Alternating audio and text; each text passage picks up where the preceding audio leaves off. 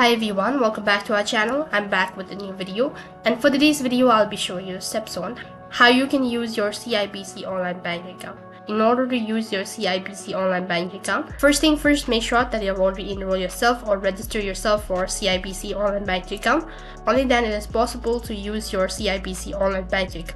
Without any further delay, let's get started. So open up your web browser, use any web browser that is convenient for you, and as you open up your web browser, on the search box you need to type in the link, that is www.cibc.com, and I'll also make sure to leave the link on my description box below. Once you type in the link, you'll be taken to the official site, and this is how the interface is going to look like. In the top right corner, you'll be able to see an option as sign on. Click on it.